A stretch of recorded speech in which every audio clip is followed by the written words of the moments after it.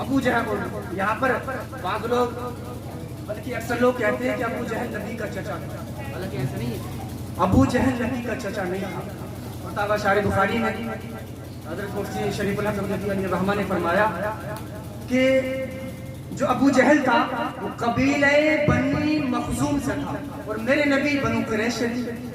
بنو قریش سے نبی ہیں اور وہ قبیلہ بنی مخزوم سے ہیں، تو چچا کا سکتا۔ بہرحال ابو جہل آیا نبی کی بارگاہ میں، آنے کے بعد کہنے لگا اے محمد اگر تم دعوی نبوت میں سچے ہو تو بتاؤ میری مٹھی میں کیا؟ میرے نبی نے ارشاد فرمایا اے ابو جہل میں بتاؤں تیری مٹھی میں کیا ہے، یا جو تیری مٹھی میں ہے وہ بتا دے کہ میں کون ہوں؟ ابو جہل نے کہا ٹھیک ہے اگر یہ بتا دے تو اور اچھی بات ہے۔ میرے نبی نے اپنی نبوت والی نگاہ ابو جہل کی مٹھی کی طرف کی، ابو جہل کی مٹھی سے کنکروں نے پڑھا لا الہ الا اللہ محمد سبحان اللہ سبحان اللہ۔ اب میں نتیجہ نکالوں گا، لوگ کہتے ہیں کہ نبی مر کر کے مٹھی میں مل گئے، لیکن یہاں دیکھو کہ نبی کی نظر پڑی کہاں پر؟ ابو جہل کی مٹھی میں کیا تھا؟ زور سے بولے، کنکر۔ کیا تھا؟ کنکر بے جان تھے، حالانکہ ان میں ایک خاص قسم کا شعور ہوتا ہے، وہ شعور کیسا ہوتا ہے اللہ رب العزت اس کو جو ہے بہتر جانتا ہے۔ اور بہرحال میرے نبی کی نگاہ پڑی کہاں پر؟ ابو جہل کی مٹھی میں، ابو جہل کی مٹھی میں کنکر، تو پتہ چلا کہ جس پر کنکر بے جان، کنکر بے جان، جس بے جان چیز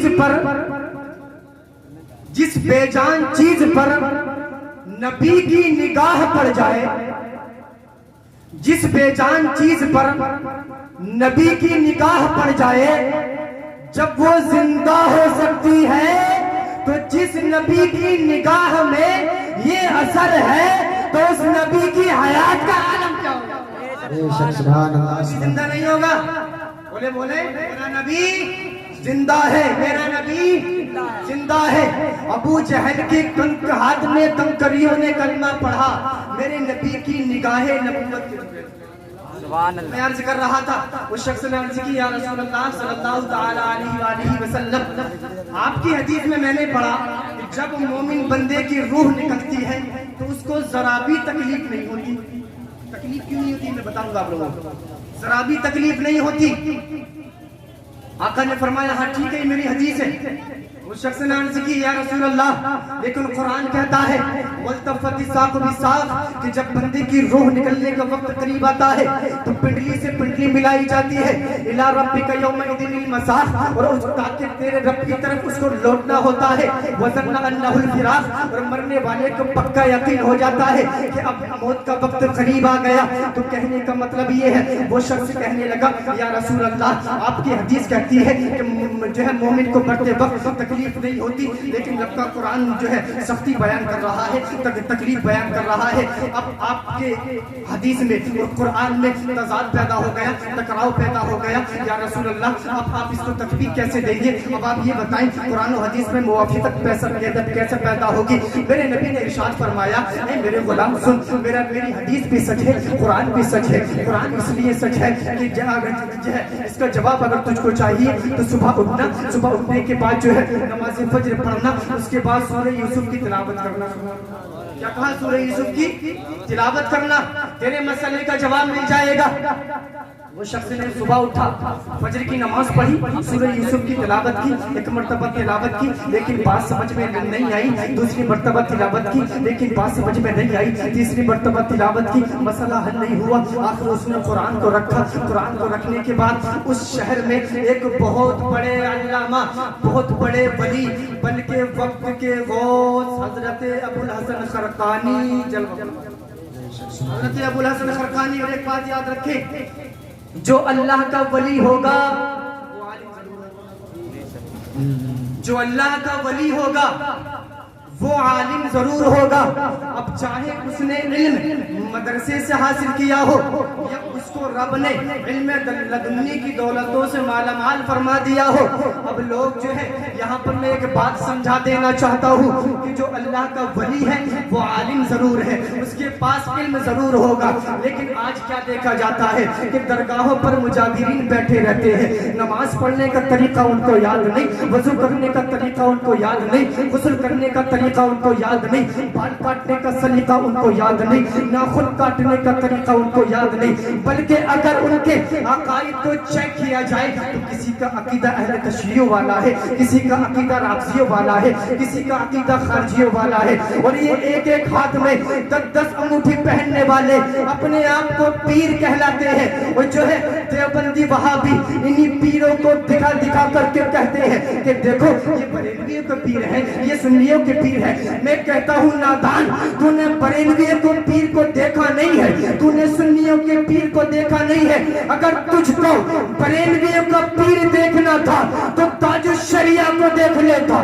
اگر دور حاضر میں تجھ کو بریلویوں کا پیر دیکھنا ہے تو اسد رضا خان کو دیکھ. سبحان اللہ سبحان اللہ. یہ بریلویوں کے پیر ہے, یہ بریلویوں کے پیر ہے جو ہے جن کو دیکھ کر کے خدا یاد آ جائے. وہ شخص نے جو ہے حضرت ابو الحسن خرقانی کی بارگاہ میں عرض کیا, اے ابو الحسن خرقانی, یہ جو بات مجھ کو سمجھ میں نہیں آ رہی. آقا خواب میں آئے تھے, آنے کے بعد جو ہے میرے خواب میں آقا میں نے مسئلہ پوچھا, آقا نے جواب دیا, سورہ یوسف نے جواب دیا, لیکن وہ آیت مجھ کو مل نہیں رہی ہے. حضرت ابو الحسن خرقانی نے فرمایا ٹھیک ہے میں تجھ کو بتا دیتا ہوں, تجھ کو جو ہے تفصیل کے ساتھ سمجھا دیتا ہوں. اللہ اکبر. ابو الحسن خرقانی نے فرمایا کہ جب مصر کی امیر زادیوں نے حضرت زلیخا کو یہ کہنا شروع کیا کہ زلیخا جو ہے ایک جو ہے غلام پر ایک نوکر پر فدا ہو گئی ہے, حضرت زلیخا نے جو ہے تمام مصر کی امیر زادیوں کو بلایا. المختصر بلانے کے بعد دعوت کرنے کے بعد ان کی جو ہے ہاتھوں میں چھری دی, چھری دینے کے بعد پھل دیے, پھل دینے کے بعد جیسے ہی حضرت جو ہے حضرت زلیخا حضرت یوسف کو بلا کر کے لے کر کے آئی, جیسے ہی جلوہ یوسف کو مصر کی عورتوں نے دیکھا تو اپنی انگلیاں کاٹنا شروع کر دی, اپنی انگلیاں کاٹنا شروع کر دی. مصر کی عورتوں نے جب جو ہے حضرت یوسف کو دیکھا, عورتوں نے انگلیاں کاٹنا شروع کر دی. عورتوں کو کوئی تکلیف محسوس نہیں ہوئی, کوئی دقت محسوس نہیں ہوئی. المختصر بات ختم کروں کہ ان عورتوں کو تکلیف اس لیے محسوس نہیں ہوئی کہ وہ جو ہے اس نے یوسف کے جلووں میں ایسی مگن ہوئی, اس نے یوسف میں ایسی مگن ہوئی کہ ان کو تکلیف کا احساس نہیں ہوا. ابو الحسن خرقانی نے فرمایا بھائی زبانی کو سمجھا, کہا نہیں سمجھا.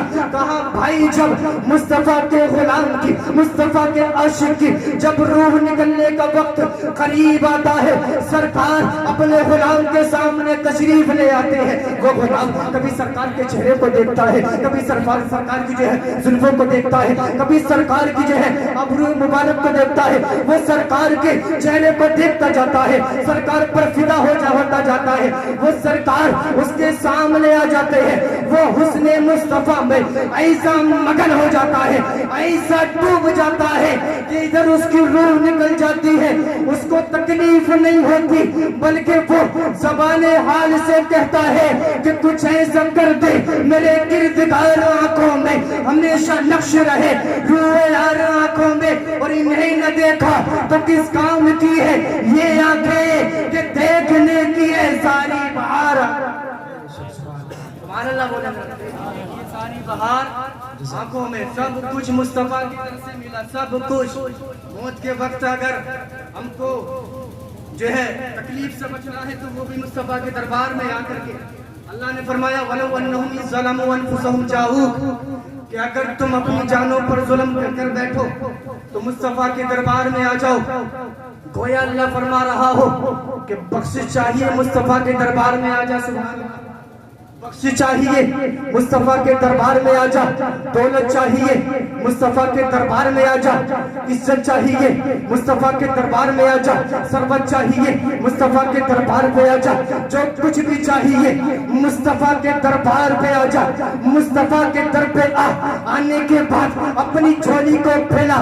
ہم اسی لیے تو مصطفیٰ جان رحمت سے مانگتے ہیں اور کہتے ہیں کہ یہ ناز, یہ انداز ہمارے نہیں ہوتے، جھولی میں اگر ٹکڑے سرکار تمہارے نہیں ہوتے، اور ملتی نہ اگر بھیک حضور آپ کے در سے اس شان سے منگتوں کے گزارے نہیں ہوتے، اور بے دام ہی بک جائیے دربار نبی میں اس شان کے سودے میں خسارے نہیں، شان کے سودے میں خسارے نہیں ہوتے۔ کلمہ طیبہ پڑھ لے، لا الہ الا اللہ محمد رسول اللہ صلی اللہ علیہ وسلم وما علینا الا البلاغ۔